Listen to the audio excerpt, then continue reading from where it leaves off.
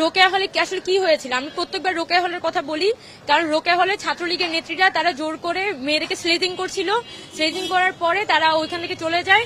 একটু পরে হল প্রশাসনের সহযোগিতায় তারা তাদের রুমে ফেরত যাওয়ার চেষ্টা করে, যে কোনো ধরনের ছাত্র রাজনীতি রোকেয়া হলে থাকবে না। আমার হলের মেয়েরা 17 তারিখ ঘোষণা দিয়েছে যে তারা ছাত্র রাজনীতি চায় না, এবং হলে যেহেতু আমি সমন্বয়ক ছিলাম, ওই জায়গা থেকে তাদের যে ইউনিফাইড ডিসিশন সেটা আমি হল প্রশাসনের কাছে তখন প্রিচ করি, এবং এখনো পর্যন্ত ওই ইউনিফাইড ডিসিশনের জায়গা থেকে নতুন কোনো ডিসিশন আসে না। ওগুলোতে বাম সংগঠন ছাড়া বাকি সবার রাজনীতি নিষিদ্ধ চেয়েছেন, এটা আসলে কি, আপনি কি চেয়েছেন?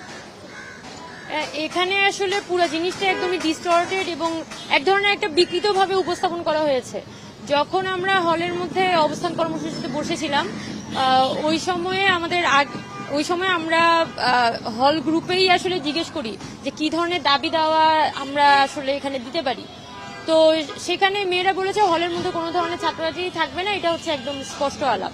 তো সেটার ভিত্তিতে আমরা আগের বছরের আমাদের বিজ্ঞপ্তির যে লাইনটা ছিল সকল ধরনের ছাত্র রাজনীতি, তো ব্র্যাকেটে কিছু রেফারেন্স মেয়েরা দিয়েছিল।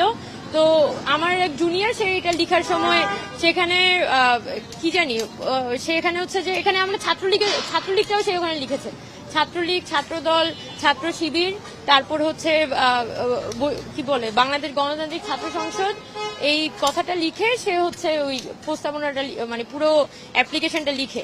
এবং আমি ওই পার্টটার থেকেও আমি বেশি যেটা গুরুত্ব দিয়েছিলাম যে দফা দাবির পার্টটা।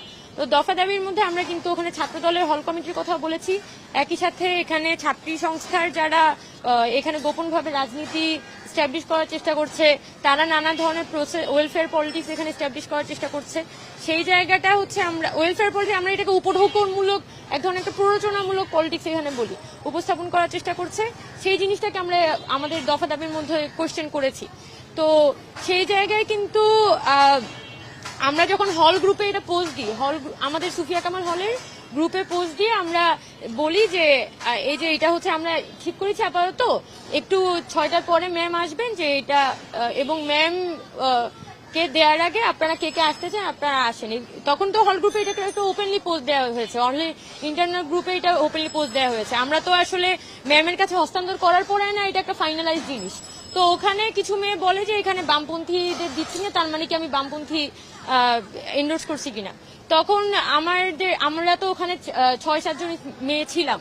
তো ওখানে আরেকজন মেয়ে যেটা বলে যে আপু এখানে তো আসলে বাম শব্দটা আছে, তাহলে আরো অন্যান্য ছাত্র সংগঠনও কিন্তু এখানে কোশ্চেনের মুখে আসে যে অন্যান্য ছাত্র সংগঠন কি এখানে রাজনীতি করতে পারবে কিনা।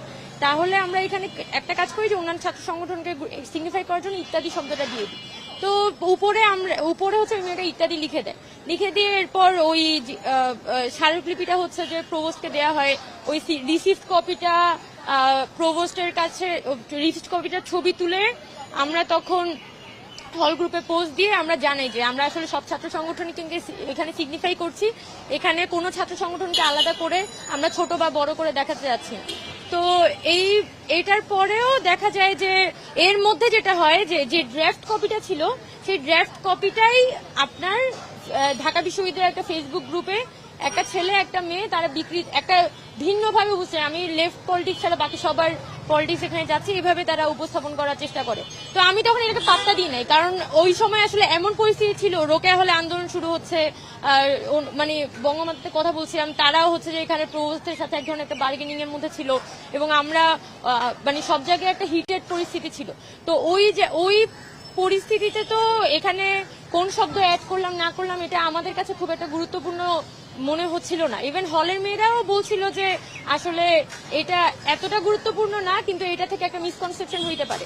তো যখন আমরা বুঝলাম যে আচ্ছা এখানে একটা মিসকনসেপশনের সুযোগ আছে, তখন আমরা আবার প্রভোস্টের কাছ থেকে সেই স্মারকলিপিটি নিয়ে ওখানে বামপন্থী শব্দটি অ্যাড করে দিই, দিয়ে বলি যে এখানে ম্যাম বামপন্থী শব্দটি সহ আপনি স্মারকলিপিটা পাঠান।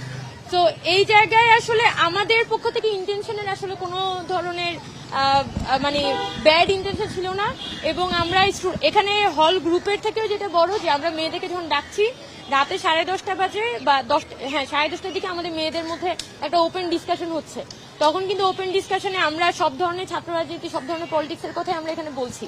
আবার রোকেয়া হলে মেয়েরা কিন্তু তখন মোবিলাইজ হয়ে প্রভোস্ট অফিসের সামনে ছিল, তারা কিন্তু তখন সব ধরনের পলিটিক্সের কথা বলছে, শিবিরের গুপ্ত রাজনীতির কথাও বলছিল। আবার ছাত্রদল যে এখানে কোনো প্রকার মানে এটা তো এক ধরনের জোর করে সে একটা কমিটি চাপিয়ে দিল, সেটার জন্য হচ্ছে স্টুডেন্টরা এক ধরনের আক্রোশ স্টুডেন্টদের মধ্যে তৈরি হয়েছিল।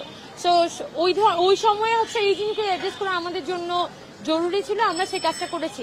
তাও যেহেতু এখানে একটা পক্ষ তারা মনে করে, আমি তো এটা বলেছিল, আমি এই কথাটা বলি যে সেই জায়গা থেকে যারা ইচ্ছাকৃতভাবে এখানে বাম শব্দটা আলাদা করে সিগনিফাই করে এখানে পলিটিক্সটা করার চেষ্টা করছে, তারা এটা আমি মনে করি যে পুরোপুরি একটা উদ্দেশ্য প্রণোদিত প্র্যাকটিস। এবং আমার পক্ষ থেকে বা ইভেন অন্যান্য যে ছাত্রীরা আছে, অন্যান্য হলে আছে, তাদের পক্ষ থেকেও আমরা আসলে সকল ছাত্র সংগঠনগুলোকে সিগনিফাই করেছি